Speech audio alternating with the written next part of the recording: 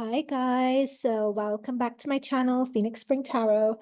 So as you can see, this is a bit different from what we usually do.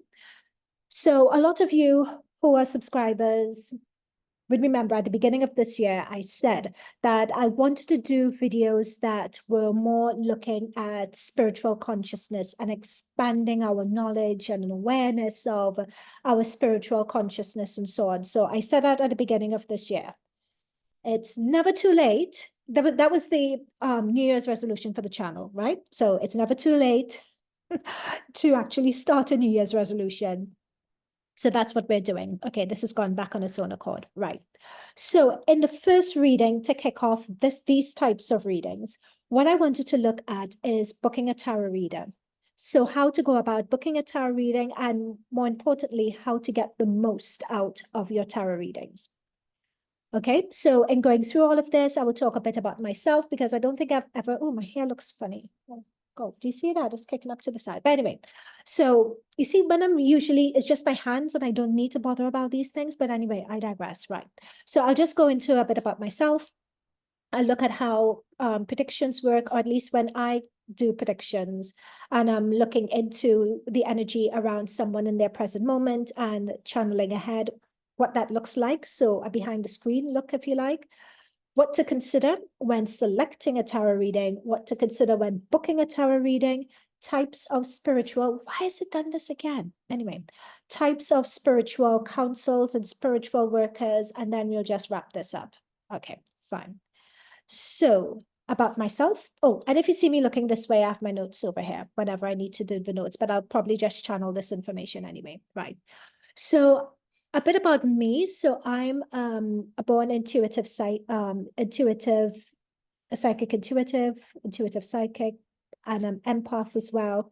And what I just want to take this opportunity to say, as we're, seeing each other face to face, I just want to take the opportunity for a number of you who are my subscribers, just to thank you so much, and humbly from the bottom of my heart, from subscribing, some for supporting the channel as well. We have a core group of subscribers, and you guys always turn up, you guys always support, always provide feedback, and I'm just really, really humbled and privileged, and I'm thankful. So thank you guys.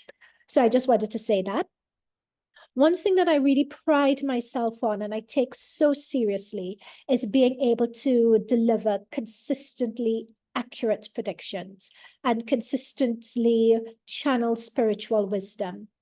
And it's the ethos of the channel. So the ethos of the channel, the values on which Phoenix Spring are based on, is delivering accurate readings, delivering it with integrity, providing an unbiased, objective perspective wherever we can, delivering the readings and delivering the messages from a place of compassion, from a place of understanding, from a place of elevating us as a collective, right? So I really, really pride myself on that with the channel.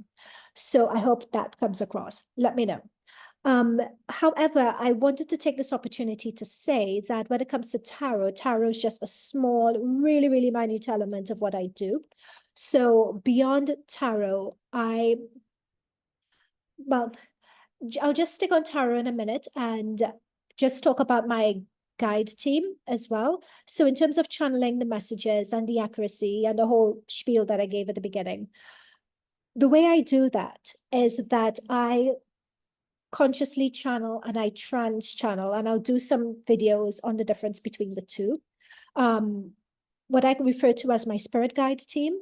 And when I'm doing like pick a cards and when I'm doing one-to-one individual readings, I will channel what I refer to as my God team. So my God team, I'll talk about them, who I mainly trans channel for those sort of readings, are Saint Germain.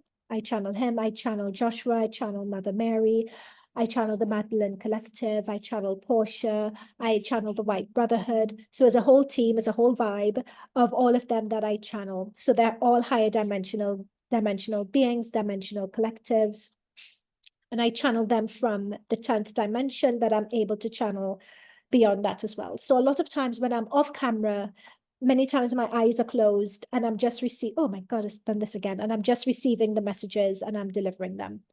Another element of what I do, moving on from tarot, because I said that's a smallish element of what I do, a lot of what I do, in addition to that, is healing, looking at energetic healing. So I'm a Reiki master as well. I'm a quantum touch healer.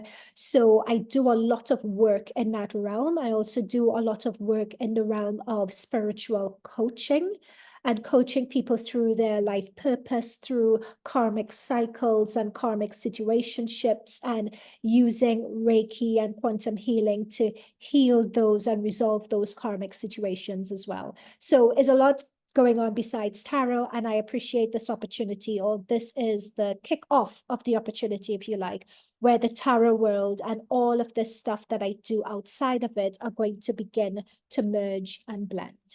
Okay, so let's move on. Right. So some of you may know this, but those of you who are not subscribed and you've just come across this video, when I talk about my predictions, so these are just a handful of the predictions the biggest predictions on my channel that have come through. I would say, as I said before, I have a very, very high accuracy rating. Sometimes I shock myself as to how accurate I am, but yeah, it's a thing. But so for instance, some of the predictions I've given was, the last set of elections we had when Biden came into power, I predicted that there were going to be allegations that it was rigged. I predicted, and I talked about Biden. Now we talk about his health and so on. I predicted it years before that. I predicted, if you could see from this thumbnail that I've put in here with the November the 3rd, 2020, notice I have Kamala Harris in the middle. Even before Biden took power, I said Kamala is the one to watch and that she will be coming through to be the president. And she was the one they always intended to be president. I predicted that back in 2020, right? So yeah, so I predicted that. Trump's attempted assassination, I predicted that 6 months before it happened last year, in December. The fact that Biden would be stepping down, I also predicted that in that same Trump tarot reading. Are they trying to JFK him? I predicted that also. If you remember, I don't know when you guys would be viewing this, but a few months ago, I'm doing this in September. A few months ago, when it came to Princess Kate Middleton, there was a lot of furor in the worldwide press, in the international media regarding where she was. And I was the one who accurately predicted, no, it's her health. The concern is her health. She would recover. She would come out of it. So that was another accurate prediction. Regarding the Israeli-Palestinian conflict, I predicted that as well. And now, I'm not going to go too much into this because this is quite nuanced, but a number of points that I made regarding the Israeli-Palestinian conflict on October the 13th. So it was relatively right after Hamas did what they did. It was right after that. I made a number of predictions there, which have come through as well. So I do a lot of political figures, well, not conspiracy theories, but I'll just use that term for now. From that one end of the spectrum there, right down to the other end of the spectrum with popular culture. So I do a lot of those as well. So with Taylor Swift, I predicted Travis Kelce. I described him before she met up with, before it was publicized. I talk about Johnny Depp and him winning the court case and the Amber Heard situation. In fact, in this reading, I also predicted that Amber Heard was going to have a child as well, which happened. More about predictions and pregnancies coming up. Even Selena Gomez with the current guy she's with, this is when she was dating Zayn from One Direction. If you notice that silhouette, I said there's someone else coming, and that person who was coming was going to be her person. That's come through. So I can more or less do readings on anything. It's a point that I'm trying to make. And my accuracy rating is very, very high. Okay, so in terms of my accuracy rating being high, how do my predictions work? Now, I'm not saying that I own how predictions work. I'm just talking about the way I work and the way I see things. So this is sort of a peep behind how I operate, so to speak. So the best way I could find to describe it is if we are looking at the diagram here, if I start off with the diagram on the far right, if we look at the past, if we look at the present, we're currently in the present, right? Mind you, time is non-linear. Time is fluid, depending on the dimensions that you're channeling information from. And I'll do future readings on that. But if we are in the present moment, what I could generally tend to do is pick up on the energetic signature and frequency of the present moment. From that present moment, if I am looking into the future, I will be able, me working with my spirit guide team or working with my God team, depending on the dimension that I'm channeling messages from, I would be able to see a number of future scenarios based off someone's question or based off the situation. And we could see this here with the future, with the question marks next to them. Each of those scenarios will have a probability. Each of those scenarios are what we could call potential alternative futures.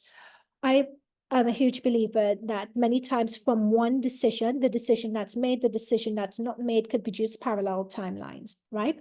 So the idea is from where we are, looking at these potential future scenarios, what is the probability of each of those future scenarios happening?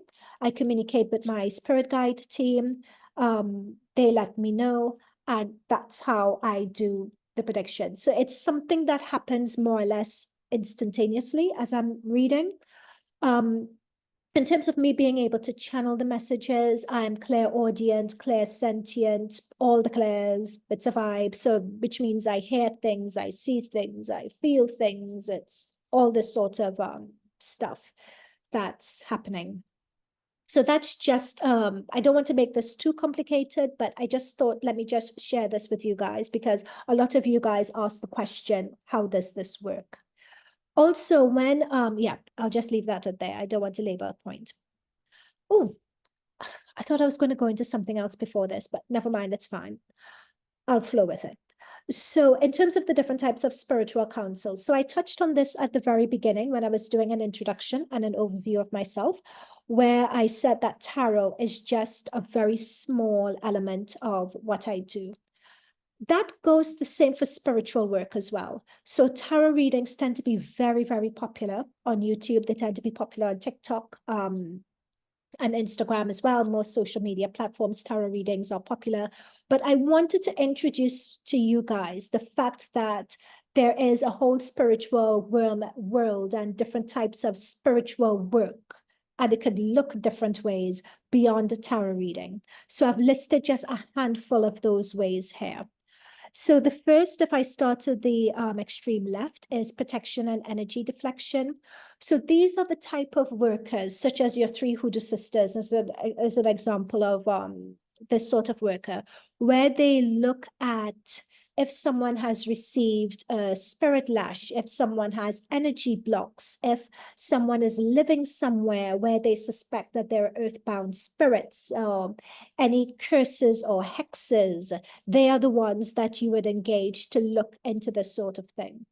So many times you would find someone if they move into a new home, like this is, I don't know whether it happens in the Western world per se, but if you move into a new house, you want to bless the house, you want to bless the grounds, you want to understand the grid lines that the house or the property was built on, you want to do all of that sort of work. These are the people that you would contact for that. So I call them your protection, your energy deflection sort of workers. Then you have healers, people who promote themselves, healers is the term they use to represent what they do. And these are your Reiki, these are your Reiki healers. They do karmic healing and clearing. They could go into your Akashic records and do past life healing. They do somatic healing. So, you know, many times when you see someone referring to themselves as a Reiki healer, etc., I'm referring to them here. And then you have mediumship. Oh my gosh. Tyler, I think his name is Tyler. He was on E! Entertainment and he would be the celebrity medium. He's an example of a medium. Oh, this other guy as well. What was his name? I wish I did examples.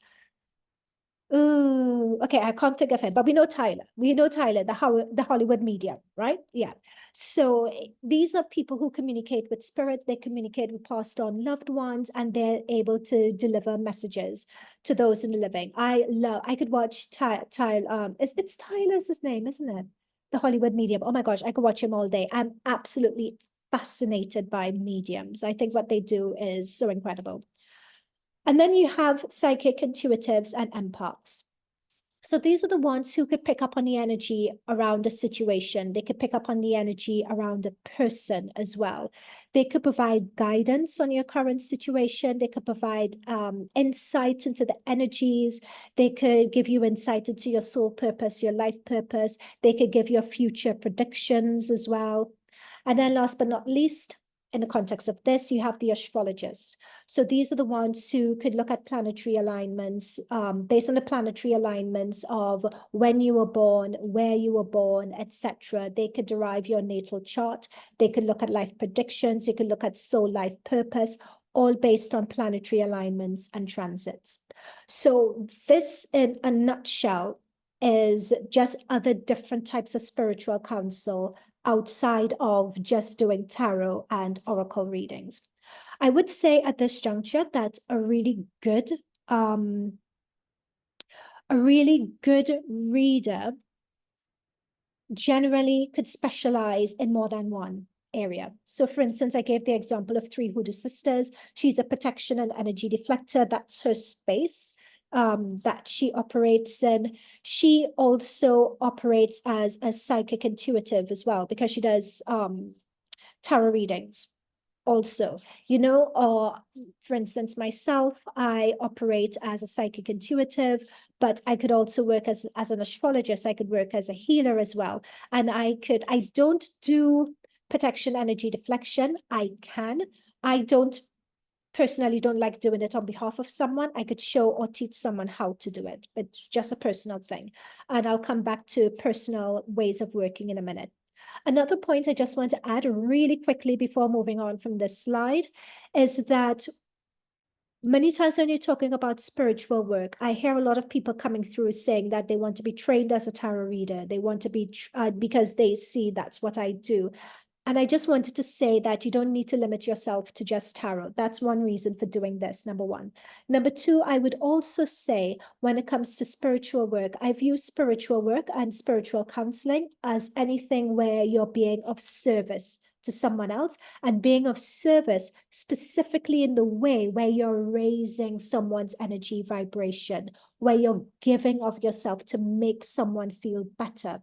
So in that, beyond healers and mediums and astrologers, I would also say teachers are healers. I would say care workers are healers. I would say someone who's serving you in a restaurant, a waiter or a waitress. I would group them all as spiritual workers, particularly if they're connected, if they're passionate about what they do, and they're connected to delivering their service from a place of love, from a place of enlightenment, from a place of connecting with the collective. Okay. Not everyone would say that, but for me, that's how I view it.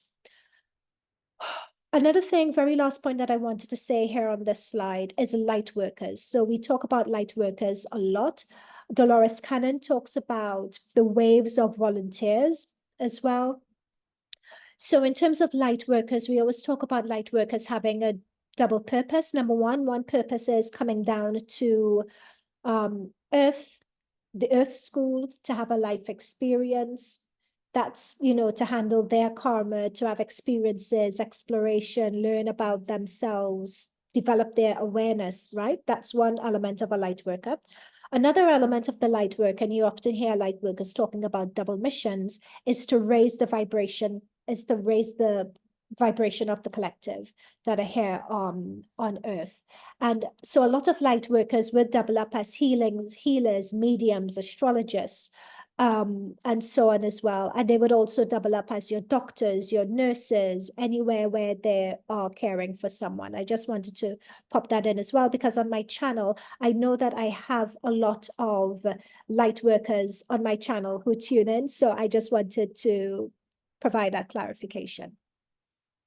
So notice here, on this slide, I've raised it as some deviation tools. There are just so many, but I've just put together a handful for you guys.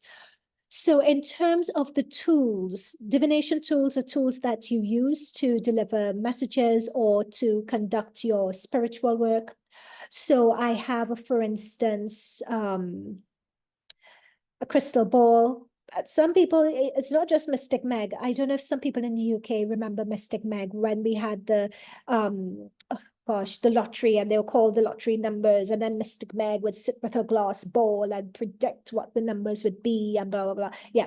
So it's not just Mystic Meg that uses crystal balls. A lot of spiritual workers, particularly psychics, use crystal balls. Or you could have a bowl of water in which you scry as well, and you look in the bowl and you look in the water, and you'll see images of things that would be coming up. If I'm going clockwise, you see someone holding a coffee cup. So these are coffee granule readings. That's, you'd find a lot of people on YouTube do that, and they would see images and they'll get messages from the way the coffee granules, if you look at this image, the way the coffee granules settle at the bottom and the way they settle along the rim. Some people could read and get messages from that. Going clockwise again, candles. So this is one that I do, I have to say, where you could light a candle, and depending on how looking at the flame and looking at how the candle melts and staring into the flame as well, you could derive messages from that. Pendulums. So if you have charged a pendulum, and I'll sometimes some of you guys in my private one-to-one readings would have seen me use a pendulum for clarification over and above the tarot. So you could use it for that as well. And in that image, there are also some crystals. So sometimes people use crystals as well to channel energy, to channel messages and channel energy vibrations around the situation. Some of you guys would have seen me do that on my channel, where I use pendulum, I use crystals. Then you have free form writing. It's not free form writing, there's a term for it, but I'm going to call it free form writing. Is it? What's that term? It's going to annoy me. You know, when you have a term right at the tip of you, I could feel the term right here on my forehead. Automatic writing, that's the one. Yeah. So some people could do automatic writing, and in automatic writing, that's where they switch off and they just allow their pen to just write. So the Hollywood medium, he does that. If you notice, whenever he's seeing a celebrity, he goes with his notebook and he just starts scribbling, and then from his scribbles, he's able to derive a message from that. So some people do that. Also, I use this to double up as Akashic record reading as well. Oh my God, why has it done this? So some people could go into your Akashic records, so go into past lives and be able from there to derive your life purpose in this life, or what are the key experiences that were prepared before you decided to come into this particular time. And then we have a candle wax messaging. So this is where someone would light a candle, and instead of just staring at the flame, they will drop the candle wax into a bowl of water, and from that they would be able to derive messages. And these are not just all the divination tools. So notice I haven't put tarot or oracle cards here. I've done that purposely. Some people I've seen channel with just runes. I've seen people channel with just images. Sometimes I do that. I've seen people channel with rose petals. I have seen a rose petal channeler. They're on YouTube. If I find them, I'll pop their name in the description below. So incredibly redonkulously accurate. Like, I wish I didn't use the term redonkulous. Like, I can't take that back. Ridiculously is what I meant to say. But anyway, okay. All right, so finally up to the good stuff. What to consider when selecting a reader.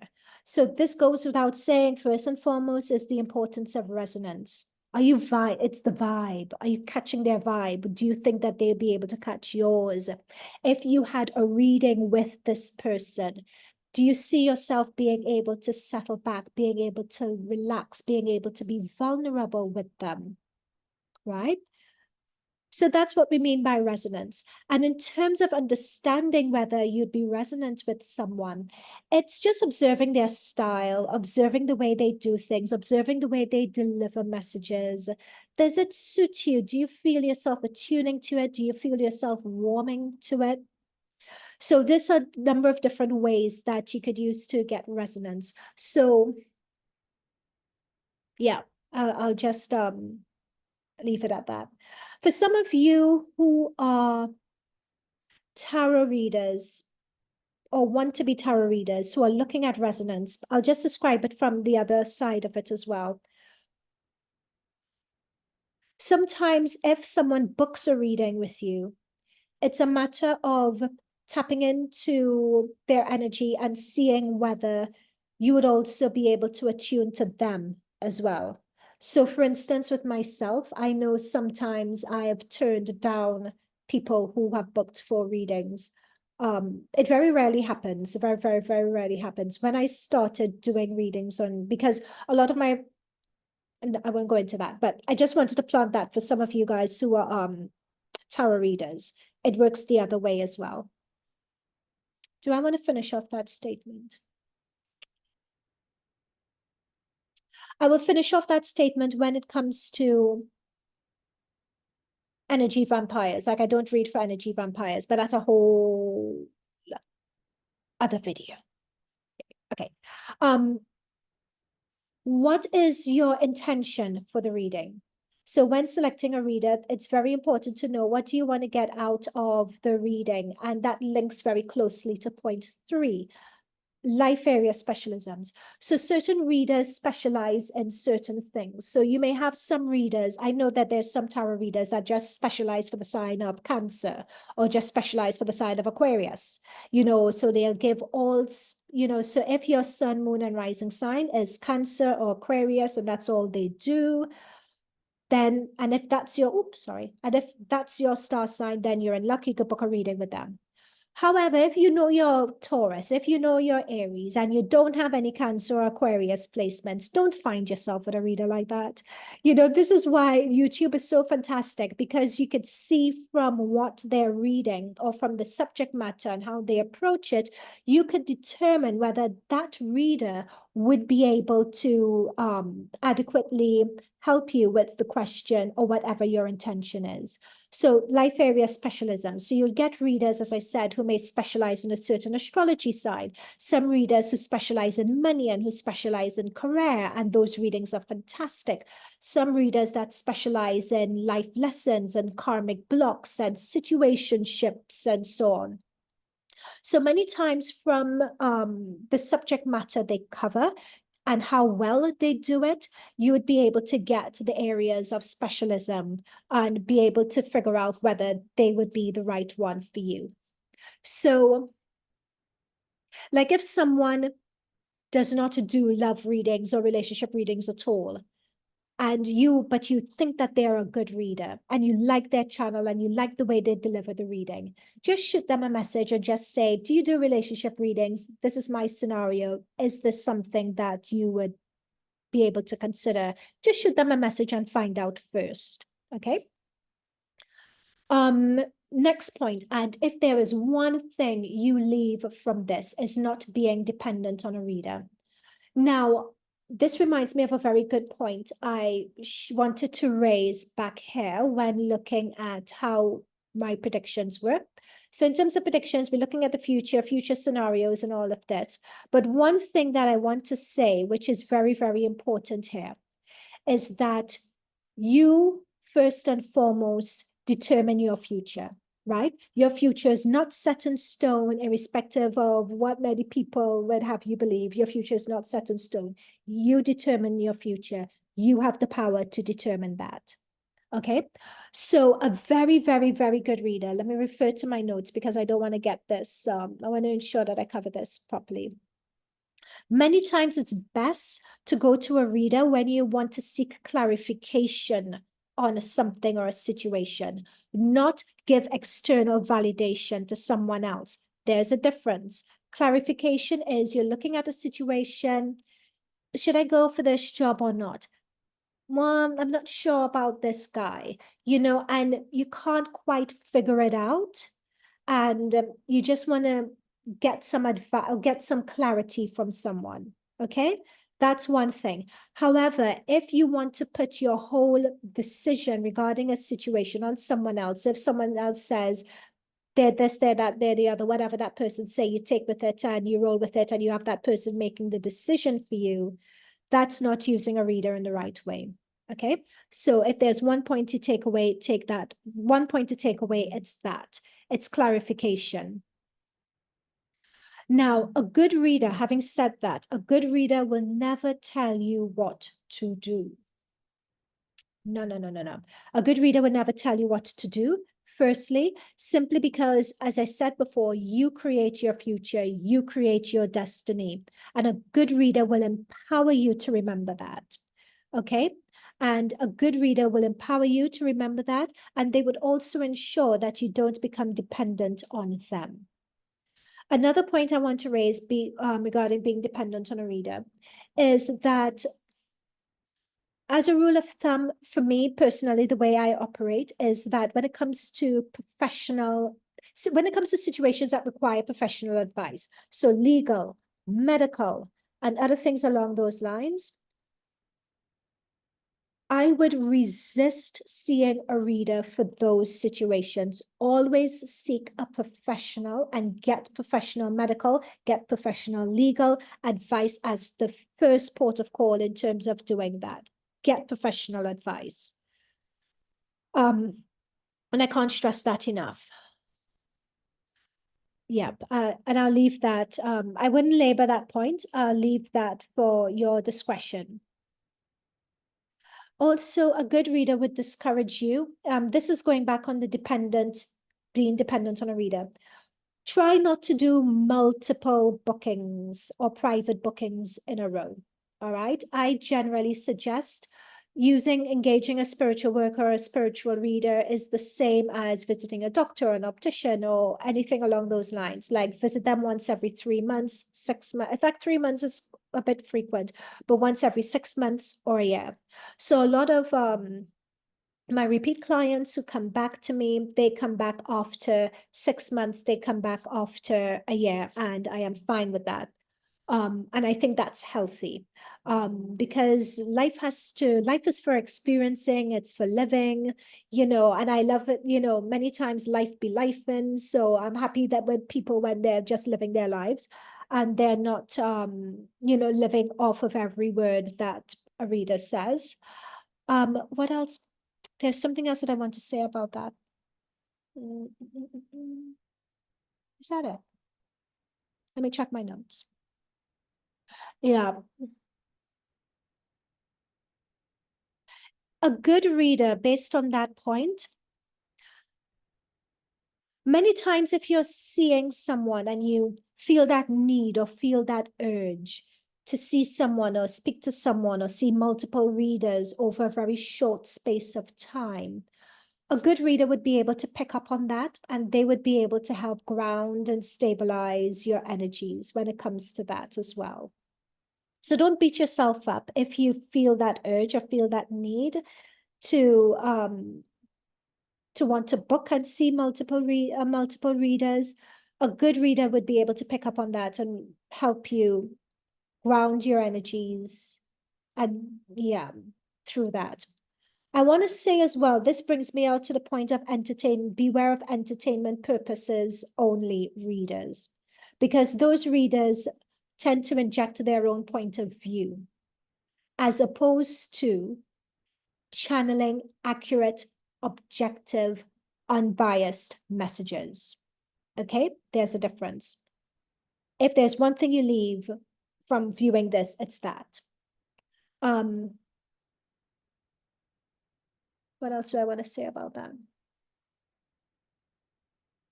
The reason for that, to stress that point of someone injecting their point of view, if you want to go to a reader to get their point of view on a situation as a reader, you want to come to me, Phoenix Spring, to get my opinion on something, I could give you my opinion, but I would like to think that you're coming to me because you know, it's a matter of channeling messages from your guide team, from my guide team, have it be accurate, have it be unbiased, have it be objective, have it be empowering to you.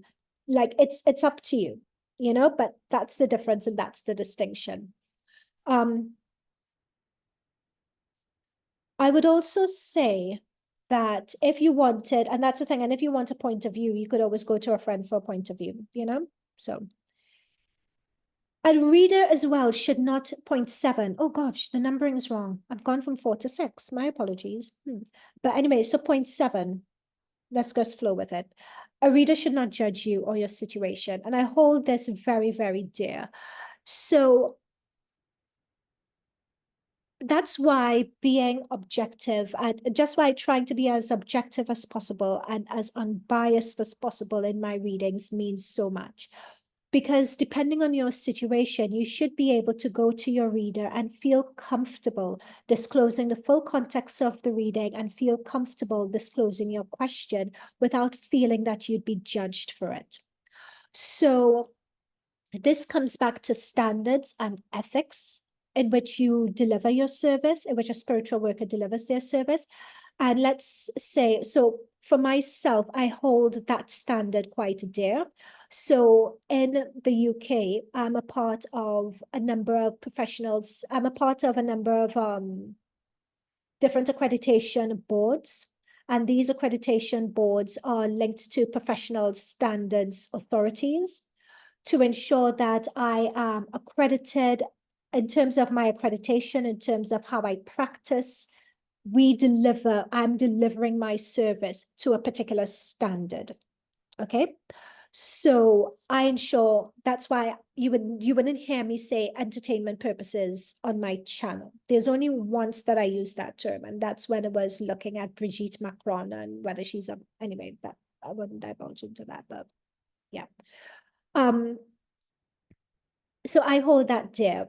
However, having said that, because I am accredited with these governance boards and we have a particular standard that we need to uphold, if someone I feel is a danger to themselves, they're a danger to others, and if someone has committed, I feel that they're a danger to themselves, if they're a danger to others, I have a duty and a responsibility to report that, you know, and that's for being based in the UK. So, but ultimately, so I just went on a little tangent regarding that. So perhaps, but you can tell from a reader being on YouTube, and the way they deliver their readings, whether you could feel comfortable going to them and not feeling judged. But a good reader should never, ever make you feel judged, or make you feel uncomfortable, or not make you feel safe. Okay. And also, very lastly, 8 and 9, the right time and the wrong time to book a reading. And I covered this earlier and I covered this before.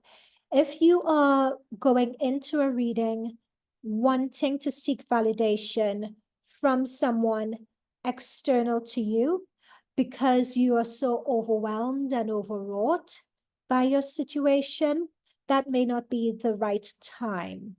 However, if you do find yourself booking when you're feeling like that and under those circumstances, just check whether your reader is able to channel any energies for you.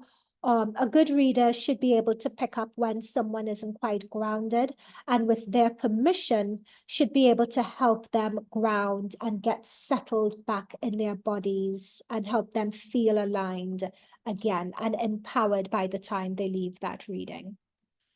Booking etiquette. So let's move on to that. So what to consider when booking a reading? First of all, it's your mindset and the approach that you're entering a reading with. Treat the reading with reverence. It's a sacred time between you. Oh my God, they're just telling me this message in my head as to what it's similar to. You know what, I'm not even saying that. Sorry, no.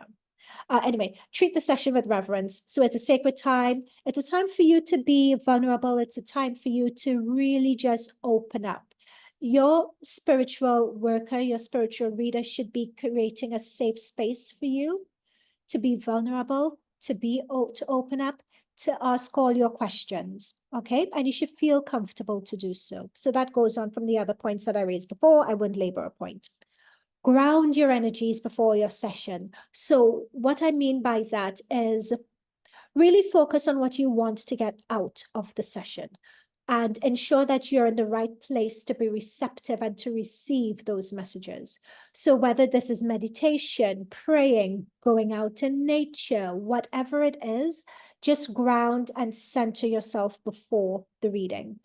Once I had someone want to do a reading with me, and I think they had a get together. They were having a dinner party in the background. And I had to be like, no, this is not going to work. Like, and that brings me on to another point as they pop that into my head. And this isn't on my list. And I guess that's why they were giving me that situation in my head. Many times when you're booking with a reader, they may provide you a list of things to do before the session.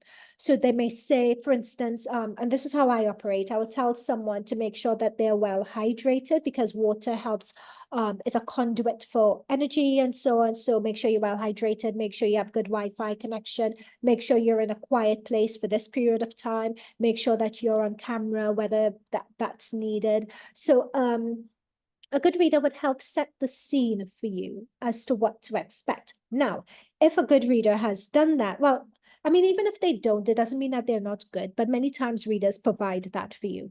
So if a reader has done that, they've done it because they know what is required in order to make a good connection with you and for you to get the best out of that. If you then ignore that and decide to do your own thing, it wouldn't be advised because then you wouldn't get the best out of the session. So here we are linking back to that dinner example. So I remember once, and this was very, very early on when I started on YouTube, and someone wanted to have I think a dinner party, and people were coming in and out and all of that. And I was picking up on their energies as well, and their messages were coming into the reading, and it was a whole thing. So really ensure that you ground yourself and you're focused on the reading and what you want to get out of it. Talking of which, never shortchange your reader and no ego trips.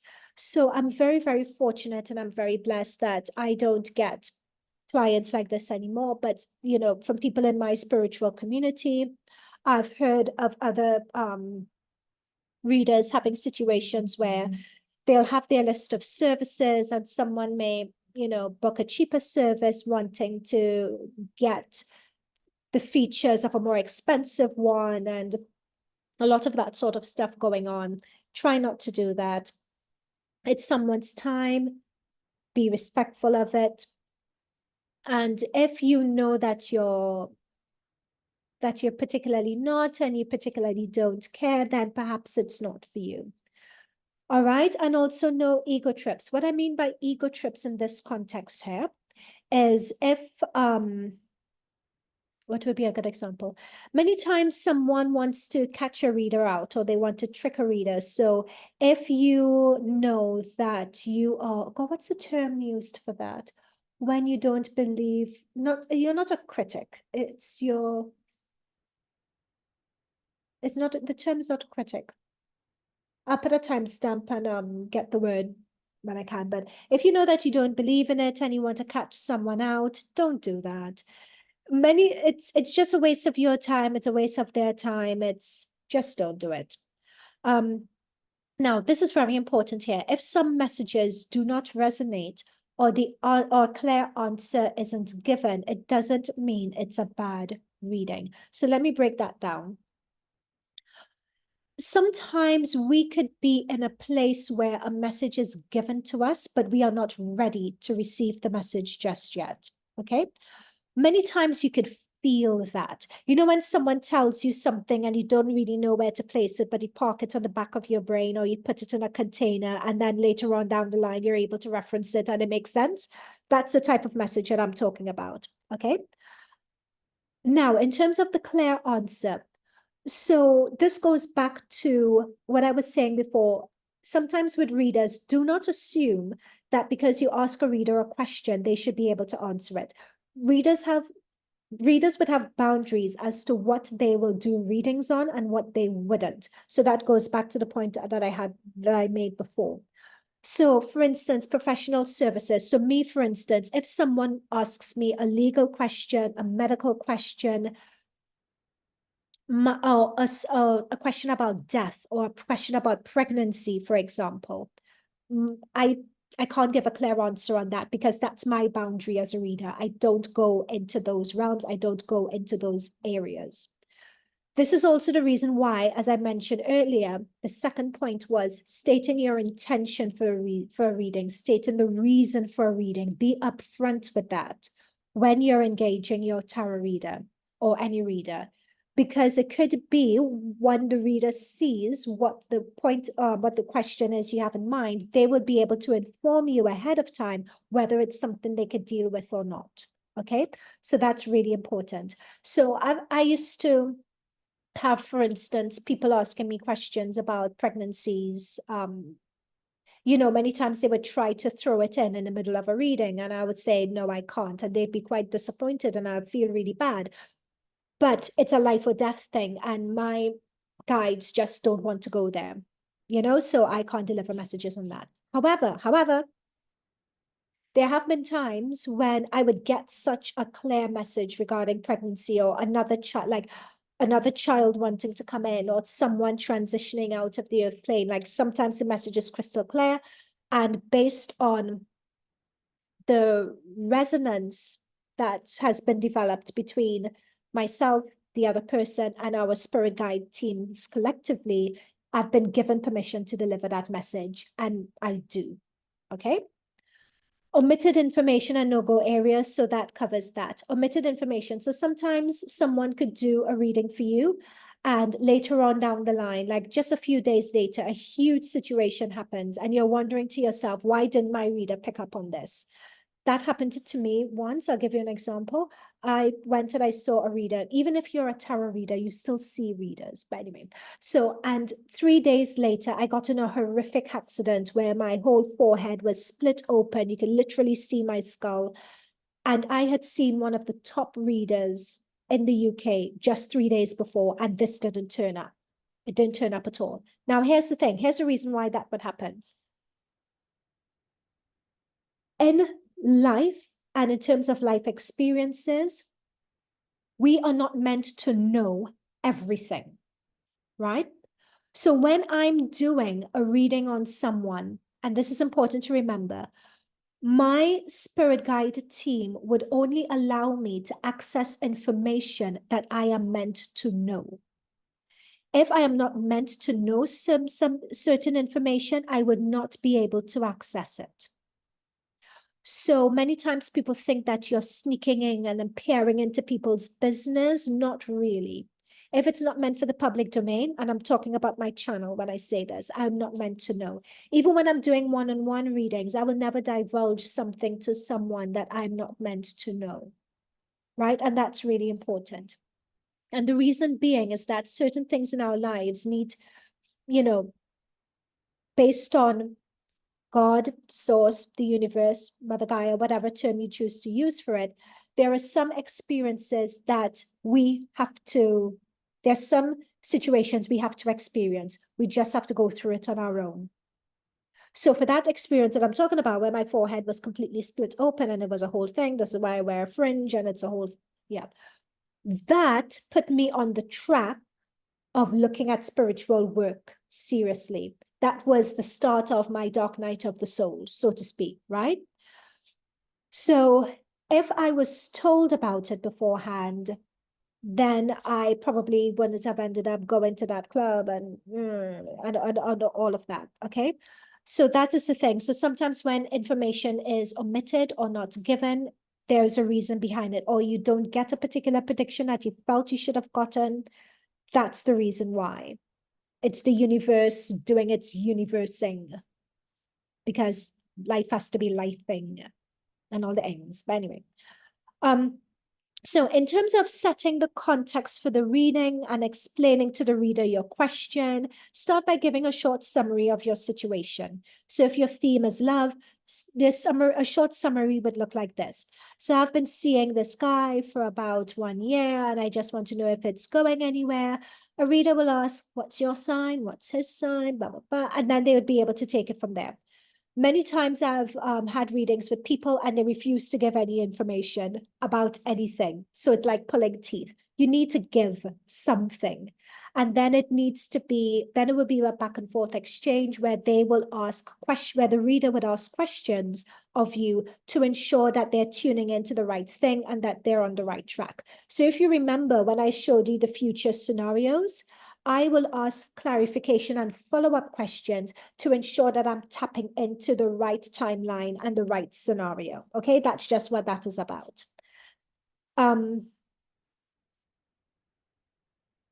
Timeframes. Timeframes can be tricky. I still surprise myself that I could even do any time predictions at all. Simply because the energy vibration of the collective is increasing a lot. So things are speeding up. Many times we could so for instance, if you think back to the time where we didn't have telephones is that a good example? Yes, it is. If you think back to the time before the internet, for instance, it was better to get, oh, why is it gone there? If you think of a time before the internet, for example, it was better back then to get an estimate on time because time moved slower. But now when we have everything is instant, everything is immediate. If I needed some information on something, I could look up online. If I needed to write something out, I could get ChatGPT to do it for me. If I needed to speak to someone, I could pick up my phone and do it. Time has sped up. In terms of getting news and information about someone, somebody is always leaking something. So even for me doing my readings, and depending on the dimension someone is channeling from, sometimes your past could be your present, could be your future. And again, not only is time speeding up, but time is a construct. It's a human construct. Time doesn't really exist. Past, present, and future are all happening at the same time. So when a reader, at least I could only speak for myself, when we're channeling messages and we're being asked for time frames, there's a particular dimension that we need to go to channel that message where we know time exists. And sometimes, depending on the nature of the question, we may need to go to the dimension above where time does not exist and then come back down to the dimension where time does exist. And then it's a thing. So if we say that we may not be able to give you a timeline, please bear with us and don't judge us too harshly. And on top of that, we have parallel dimensions and worlds, and it's a thing when you're sorting it out. So don't judge us too harshly regarding time. For me, when I'm doing readings on my channel, that's why I give myself a time frame. I say it's generally between 6 months to a year, unless I'm told otherwise. And that's how I've tried to deliver my readings within that set time frame.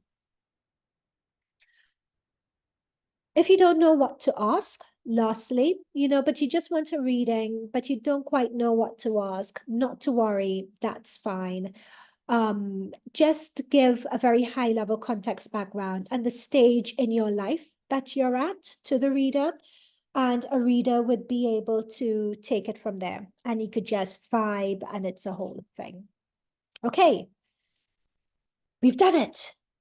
This was a New Year's resolution. It's never too late for a New Year's resolution, right? We've done it.